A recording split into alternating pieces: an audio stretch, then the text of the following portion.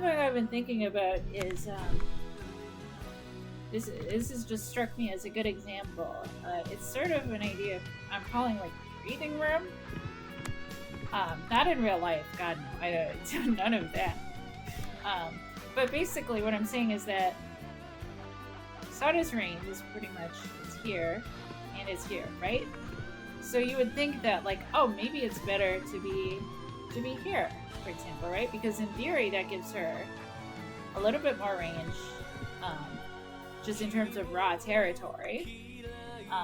Like the amount is, technically the amount of time she can be attacking balloons is in a vacuum it's longer, right? She's on half speed. To be a while. Well, I just try to make sure not to die and look like a total noob. Yeah, I'll look like a total noob by surviving with too much stuff. But anyways, like in theory it seems better, but when you think about it, you know, at least this is my idea of it. If she's here, any balloon that, you know, a large number of the balloons are gonna make it like here, right? So by the time a balloon gets here, she's still attacking, right? So if you think about it, she only attacks while the balloons are in this range, which means she's gonna not attack and then be on full mode all the time there, right? And then they're gonna be gone. So effectively you have, she attacks the balloons once for a little bit, but you gotta remember, she doesn't, I mean, just generally, right? They don't, more balloons being in her range does not mean she's hitting more. I mean, A, because of the pure scout, right? There's only so many she can hit at once. And secondly, the balloons are spread out, right? So if you picture, she's doing, I don't know, 3 or 4 DPS here, right? Let's say she's doing 4 DPS. She's probably still gonna do about 4 DPS, even if I put her here. I mean, it's gonna take the balloons a second to get there, but, you know, she's doing probably a little bit more DPS. Like, maybe. So the DPS is the same, so why would I put her here?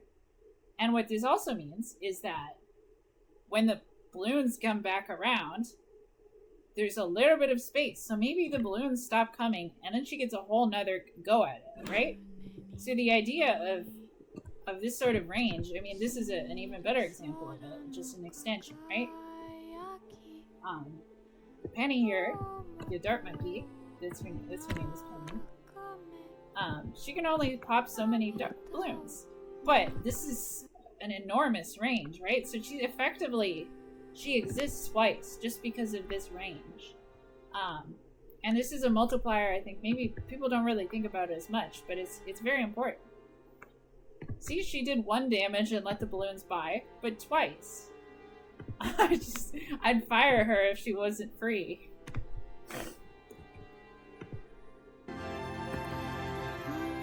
Okay, so I've got a bit of a setup here to explain what I was trying to say. So this alchemist is just here for, so I don't die 10 minutes. So I don't want to micro Sada the whole time. Plus, it's pretty close to this time. So I wanted to elaborate on my thing about breathing rooms. Basically, if we have a tack shooter, like here, for example, right? Well, most of his shots are missing, but even if it's in an area where the other ones might hit something, every shot, I could put it here, it's gonna, half the time, it's gonna, like, it has 2 outputs, right? But both of these outputs are getting about half as many pops. This is gonna hit, once a couple balloons go through into this circle, it's gonna hit pretty much every shot. Whereas in this one, it's gonna hit half the shots twice, which doesn't help. That's worse. So for something like a tack shooter where there's so much, I sort of consider it as potential damage. There's a lot of potential damage in this unit. It's in our best interest to maximize that. Another tower with a lot of potential damage is the grape shooter, right? I mean, especially set to last, you get 10% buff. But you only want to set this guy to last if you're sure he's gonna just absolutely hit every shot, or he's not your last line of defense or something. You don't want to be leaking balloons just because a little bit of attack. But anyways, he shoots a lot of grapes, but he's not using all of them, right? So on one hand, that's really good because Well, I mean, we can just keep this guy here. It's gonna make it really easy to win anyways. That way it won't be cut off by losing. So he's great early game because he's missing most of his shots and you're still surviving. So just the more balloons there are, they're just walking into these grapes that we're gonna miss otherwise, right? That's maybe not so much the case with the tack shooter. You want him to, I mean, you can start him in a maximized position. You don't need to wait until there's balloons everywhere. Whereas to get a maximized Buccaneer, I need there to be just an outrageous number of balloons, which is, you know, that's, everything has its purpose. But the main thing I was trying to get at here is I just want you to look at the tack shooter and the Desperado. The tack shooter, we want him, basically, we just want this to be, these circles are overlaps. That's where we want it. I kind of just went over why that is, right? Desperado, its top path in particular, it's very different. You see, I mean, he's got good coverage. But rather than just thinking about the total map coverage, like for example, this technically covers, you know, this whole section. This is a much worse place for the Desperado because of these breeding rooms. So look at it from the balloon's perspective. With the top path Desperado, his damage output is, he charges it up, right? So for a couple seconds when well actually it's not time-based, it's balloon-based. If there's very few balloons in his range, he's maximizing his damage, right? So when are there gonna be a few balloons? Well, almost every time, because this is a small area, so not that many can even get in. So when he's attacking, he's at max output. But he can only stay at max output if there's only a couple. So we have this breathing room, this area where the balloons are not in his range, but he's still probably attacking stuff. They're gonna come back in. He's gonna get more max output. It's probably gonna be diminished. You know, the absolute peak of the wave. If there's balloons coming past here, this is where you're grateful for this. Maybe you want some setup over here. And then they come back around. I mean, by the time they're getting to this exit part, he's still gonna be getting maximum potential. And, hopefully that's going to be enough to defend. So the thing with the top path Desperado is that you really need to be thinking about, I never want him being overwhelmed. But I noticed that a lot of people are just like, oh, whatever, tack shooter here, Desperado covers everything. Why aren't they winning? Well, it's because you put the Desperado here. Sure, it looks like a good spot, right? We'll even upgrade it for the sake of it. But the thing is, he's never at full power. The balloons are always in his way. So it's important to incorporate breathing room. I hope that makes sense.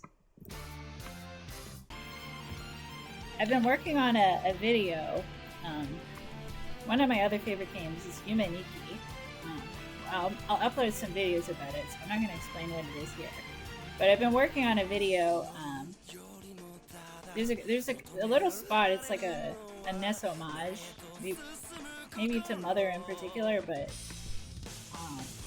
it's just like there's a little grassy area, and then there's a house, and then there's a basement. But basically, just that area has a really nice song, and the game mostly has atmospheric music, but just this one little spot has such happy music. And there's an item in the game that lets you just walk around playing the flute. It's a recorder, but I call recorders flutes because they were called flutes before they were called recorders. And I think that, I don't know, it's anti-classist and cool to call it a recorder, or to fuck. Well, I mean, it's still a recorder too, what do you want from me? But I like calling it a flute because I don't really subscribe to the idea that the classical ones are more flute. I think the spirit of the flute is more captured in their. I really like recorders. I walk around playing my little songs on the recorder a whole bunch. I used to do that more, but I live in kind of a worse area now. But anyway, so you walk around playing this flute, and it'll do like. So it'll basically just do like one of, I want to say like 5 or 6 different, very very short jingles. Sort of like you're rolling a die, and it'll play this little sound on any given result. And it's really fun playing that while walking around these landscapes, because I just like, I like seeing like, oh, I wonder how many times this one's gonna come up in a row. It's sort of like that coin flipping game people played a year ago or something. It's sort of like that, except not pretentious. Okay, that's mostly a joke, but it's like it's just a little game I can play while also walking around. There's like you're supposed to, you can collect a bunch of items in Humanity and stuff. There's stuff like that. I just kind of like wandering around playing the flute. And I like timing it to the ambiance. Like, it'll be like, and then I'll be like, do. Well, you can't slow it anyways. But I'll like time it to it. So I was really stoked when I saw that there's this like, I just wandered into this area and it's got this really chipper music. Cause like, if I could vibe with the weird hums and stuff, you bet I was just over the moon about the like music. Whoa, okay, that's whose class is now? You know, right? It's regular style. Sometimes some regular style isn't right. So I was like, playing the. What the fuck is this? I've never heard the song.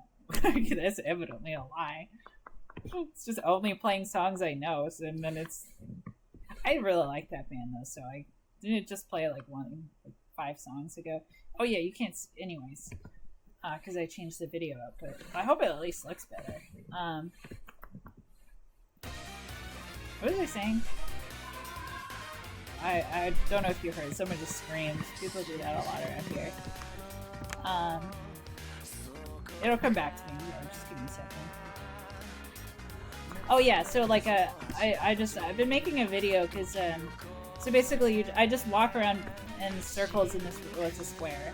In this room and then play the music along, and it sounds like it just feels like it's its own piece of music, even though it's semi-randomized.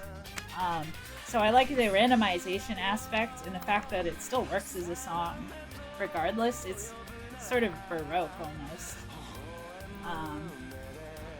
Anyways, I'm having a lot of fun with that, and because I've got Sada Get Leds challenge.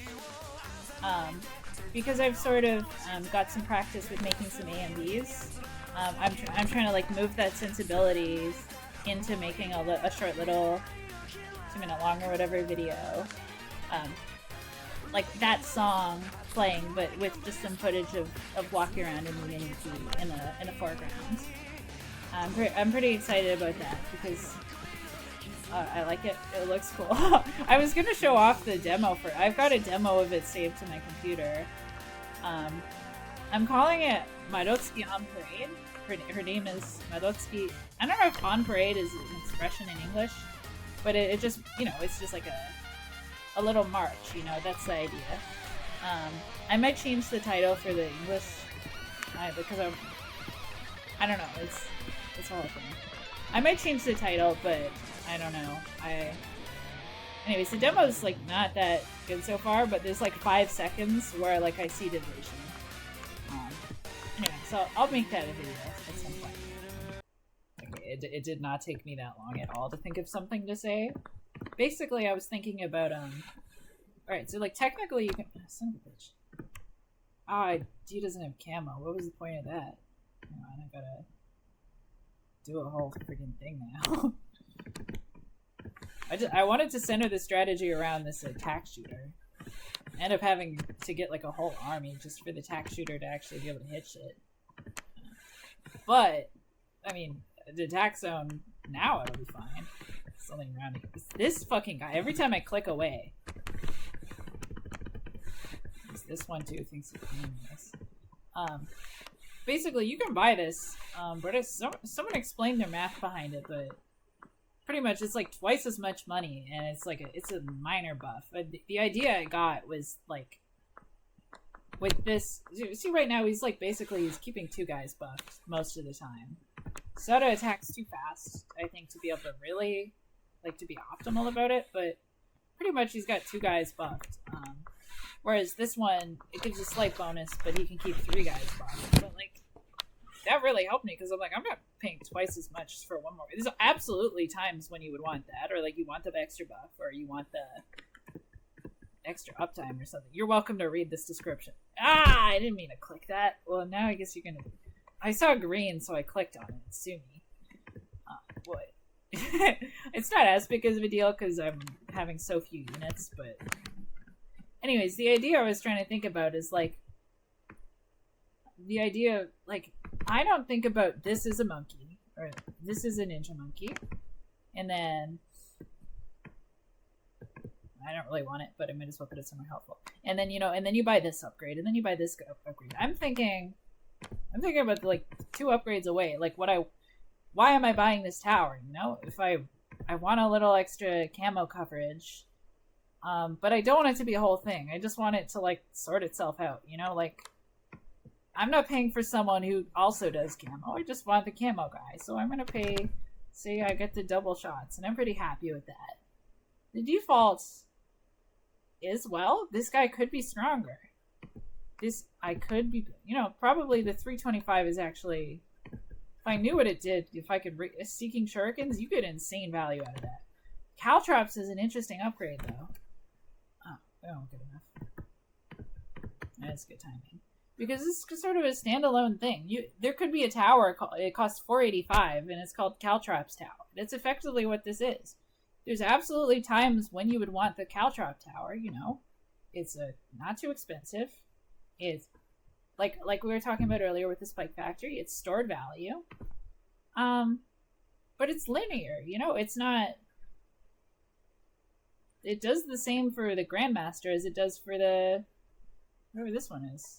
So let me see. Balloon.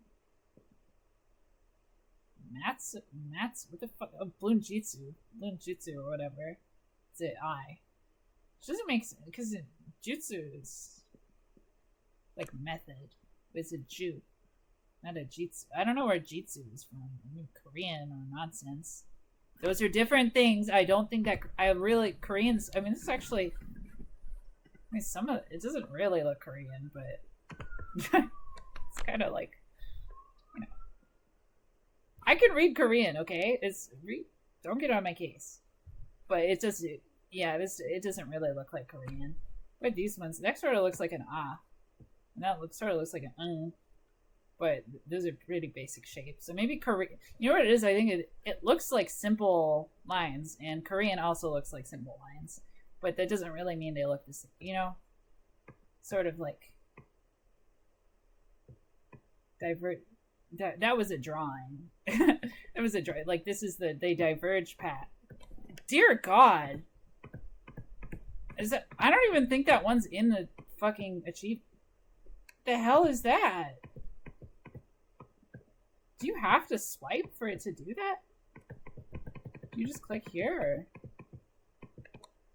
Hello? I've never seen that in my damn life. What's activating? Is it?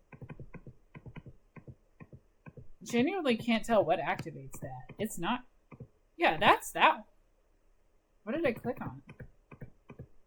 Like, you see what I mean? You have to drag up, or what the? What if I drag down? No, obviously it doesn't work if you drag down. Duh. I don't understand. Anyways. Oh, wait, no. I was about to cut the recording, but I remembered I had a point. So you could pay for that, but just always remember you could not. These upgrades exist separately of each other. I think I tend to get in a monkey brain of like, I want this guy to be strong, so I'm going to pay for everything. But maybe I need that $450 to, you know, buy something over here. I'm just saying, like, sometimes less is more. And learning how to save $1, the thing, to learn how to save this money, you have to learn what this is for. Because you might need it. You know, some upgrades you really do need. But for example, with this guy, maybe I didn't need that $3,000 upgrade. Now I'm $3,000 towards something else. Or in other words, maybe I'm 2 waves. Maybe I got a super monkey 2 waves earlier. You know, like. But I mean, this is the thing is, the Super Monkey might be better than this, but it also might be worse. So the first step to getting what you want is knowing what you want, and the first step to knowing what you want is knowing what you don't want. Like balloons going to the exit. Oh, we gotta buy some upgrades. I forgot about the game. Well, we should win now, at least pretty much. And after all that, I'm just gonna buy it because it's easier. Like, I have this guy for DPS. Let's say I have insane DPS. Instead of thinking, wow, I have so much DPS, I pretty much won. Because you know what's gonna happen is on round 63 is gonna be... Is that the one with the camo LEDs? I think that's the camo LED one. Well, we're good for camo LEDs. My point is, there will be a round, and then it's going to kill you, and then you're going to have $60,000 left, and you're going to be like, why did that kill me? Well, you could have figured that out 20 waves ago. And you don't figure that out by magically knowing in advance. You figure out the things you're bad at are just the things that you're not good at yet. If I'm good at DPS, a raw DPS, well, DPS is actually several things. You know, it's Moab damage, it's ceramic damage too, right? There's also camo damage. But let's say, just abstractly, you know, high DPS is inherently limited because in Tack Shooter's case, it's, well, we're covered for lead anyways. Like, one of these will hit the leads. There's no DDTs until later. Well, there won't be on this playthrough. Right, so like, it's limited by the fact that it's only good against when there's a bunch of stuff here, and it can't pop leads. Just like the sniper has a high DPS, but if it's all red balloons, his DPS is pretty much wasted. He's not actually using that damage per second, right? So when you're looking at the DPS of something, always consider it in its worst case, right? Because if it can survive the worst case, it can survive everything. So let's say you've got this high DPS tower, then you want to look at, is my camo, my lead, my camo lead, or my ceramics? Which of these is my weakest point? And then, well, let's say you discover, let's just look at ours. I mean, to be honest, I think this is enough to win on. But if it wasn't, what would be the limiting factor? Well, our camo lead is, it depends on this alchemist, which means it's a little sporadic. Technically, also, our camo is limited by the shimmer, right? Like, imagine a miracle where, like, you know, 10 DDTs came through here, they would kill us because they're gonna, you know, I'm not sure if this is true. Yeah, maybe, let's say the alchemist buff is down, so my wizard's range is a little decreased. So one doesn't get deshimmered. It gets deshimmered here, but we don't have any DPS there. So we die. I think that probably that's, you know, other than realistically, I think we die maybe in the 80s because, you know what, well, we can just run it. I'm not going to buy anything. We're going to see what kills this run, right? But you'll notice that, like, I felt pretty confident in here. Realistically, our limiting factor is probably, well, we're not using any of the map. So what I would do is I think that this is a fundamentally solid core. If I were going to try to make this stronger, I would honestly just, well, here, we'll just see until something gets to this. This kind of best of both worlds. I would just say, like, if you're secure and you have extra money, this is kind of the I'm confident button. This doesn't kill leads, so, because I don't want to be a bozo and die to leads. This makes more sense. It's like, I think it's less DPS, but it doesn't fucking matter. It's doing 0 DPS right now, so you wouldn't even know that if I didn't tell you. So this one stays a round or two, and then the next upgrade stays 3 rounds, I think. I guess I'll be back when we are closer to dying. Okay, so after round 75, I realized I was actually wrong in my assessment, because what's killing, well, not killing us, but what's getting past here at all, and you're going to see it again on round 78, is that we're just getting pierce capped, because these are all pretty much anyway, except for this guy. There's a lot of single target stuff, so if something goes through, it's got more balloons than these guys can handle at once. It's just gonna run through here. Now, as it stands, that's not enough to kill us, but I mean, honestly, even before we were talking burst DDT. I mean, burst DDTs will kill just about anything, to be fair. But, yeah, I mean, it's getting bursted through. So now that the thing is, I got that information without dying, you know. I saw someone through. They still got killed. You know, we have 1,000 lines of defense. I mean, nothing got to here anyways. So what? We have time. So, like, now that I've seen that, well, I mean, fucking... one of these. What are they gonna do about a cluster bomb? I guess okay, I'm not gonna build it because I said I would. You know, look, exactly like I thought. This, you know, this is, all I see here is money for the cluster bomb. Because he's just gonna get absurd value, right? The good thing about when you find a weak point, it sucks to acknowledge that you have a weak point, but patching it up, you're gonna get such dividends. Because this is like, if you are a bomb shooter, you're born and raised, you're trained to be a bomb shooter, you could not ask for a better position. Your whole job is just, hey, can you please work at maximum potential in the best spot ever? You know, it's literally free money. So the good thing about finding these weak points is that every tower you play is going to be really good. And it's going to seem like there's only good towers. And there are only good towers, in my opinion. It's just about how you approach it. Okay, so we've just beaten round 80. That's hard mode anyways. It is ABR, so it's actually the RBE, the red balloon equivalent, or just the total number of balloon HP in the wave. It's significantly higher. So this, you know, if this one makes it to round 80, you can imagine the same setup would probably make it a few rounds higher. Well, there you go. So, it's actually, it didn't make it too far past 80, but, you know, we can upgrade these.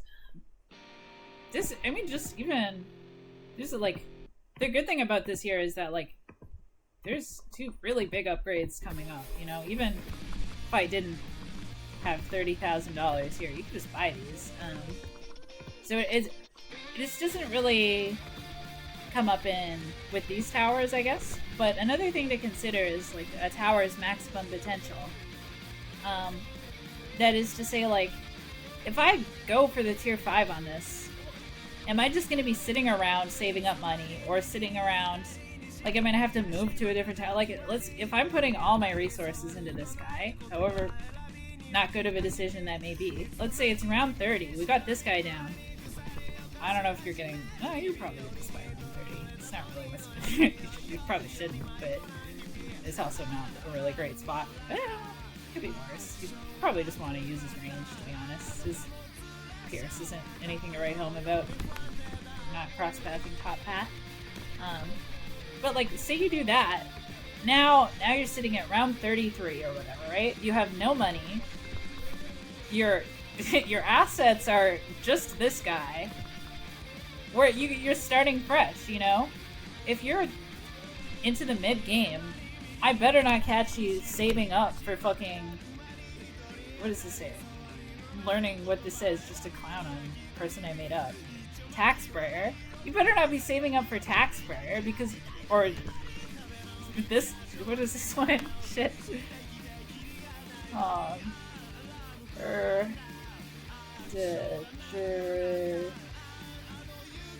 Overdrive.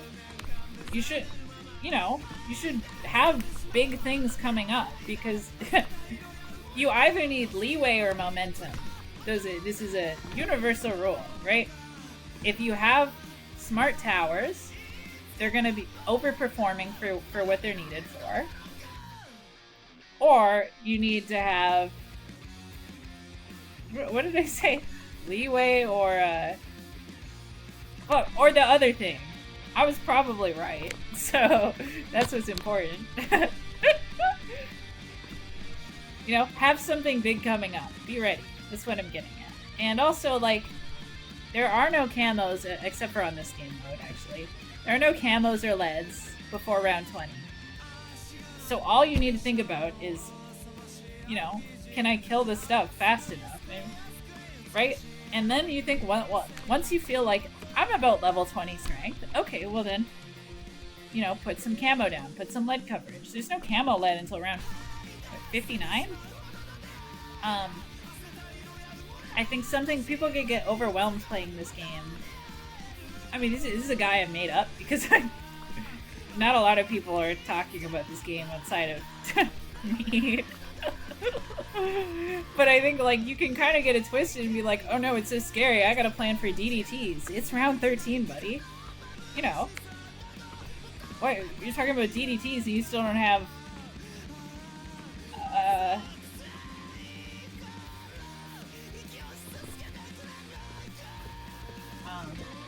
something in this... I think I'm gonna abbreviate something. Nope, literally nothing. My point is, just worry about what's ahead of you. You know, one step ahead. You know, then you'll never fall behind. Except for when you do. Alright, see you in a second. I'll keep this run going until... I'm not gonna... Didn't I upgrade something literally 1 second? Hold on. Well, I guess I bought this guy. Okay, I won't upgrade anything. Yeah, but this was an example. This is not even for my sake, so you're welcome. Okay, let's see how far this goes. Okay, so round 94 is visibly not going terrific. So I would expect you're about to see this guy do about 20,000 damage to some DDT's ceramics. That's why I brought you back to show you this, I guess. I've never gone this far on ABR because why would I? It's harder. I'd rather go far on my easier bows. But I guess we're about to see it. I mean, they're doing better because they're getting decamoed, and this guy's not too shabby. Is this going farther than I would have expected for sure? Is it really just consistently able to kill? I guess because yeah. Oh well, it's not so bad. They can handle the fortified ones, so I guess these ones are fine. I do wonder, like, round 100, there's simply no way the tax zone has the DPS to kill what I expect to be a fortified ball. So I would imagine it's gonna die on round 100, I guess. Or no, this is going to kill the bad, and then the next bad will kill us. That's my prediction as of right now.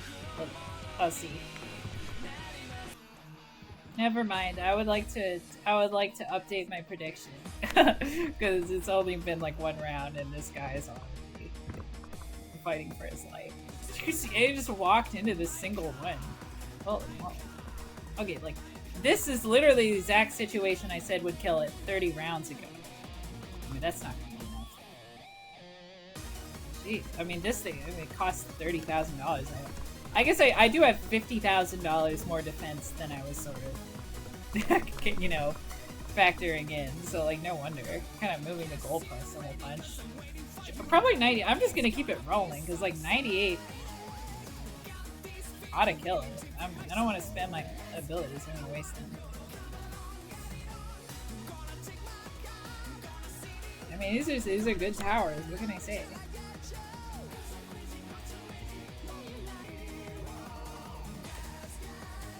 I would be very surprised if this doesn't do something.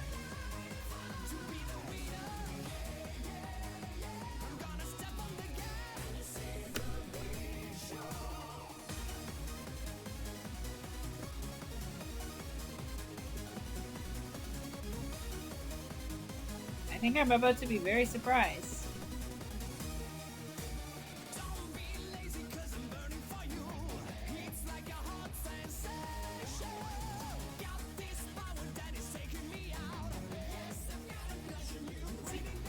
Told you so. I was gonna be like, if it killed me, I would have been like, see, I'm surprised, because I didn't expect it. Oh, I'm actually surprised. And I keep expecting things, so because I'm expecting things, I'm being surprised. What if I'm not? Oh god, I love these little sharks. They're fangs, but they look like felt. Okay, this is not even round 100. Give me a break. I just want it to kill me because I want to be like, okay, that's how far it went. But now that I've like, I've hyped it up, so now I have to see it through.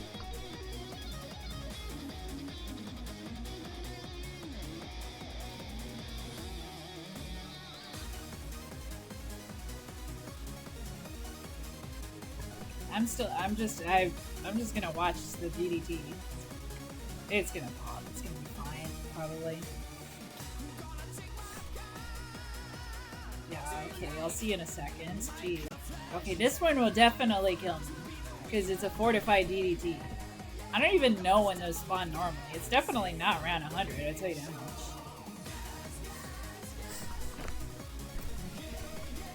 I mean, I'm just using every ability because it's more damage, I think. Only 2, it's just... I was gonna call them her lousy ability. They're good. I don't know why I'm calling them lousy. It's because they can't take out a fortified DDT on their own. She only costs 6. She costs the same as, like an alchemist. Yeah, alchemists are more expensive than you think, because they're just like a supplementary tower, but they're like kind of bougie though. Like they're pretty expensive. This is gonna kill us. There's no amount of why it's so slow motion. No, never mind. Just this guy. There's no amount of spikes this guy could have, because they were gone like 1 round ago. It's not like this is 3 rounds worth. 3 rounds worth would probably maybe have a chance against this, but I mean he's done 70,000 total. So what? There's like 30,000. Not even, probably 20,000 just on the floor. I gotta imagine this has like a lot more than 20,000 each. I'm pretty sure a BFB probably has 20,000 HP.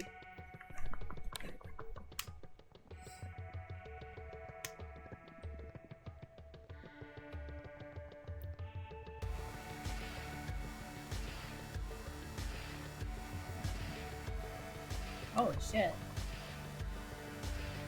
Yeah.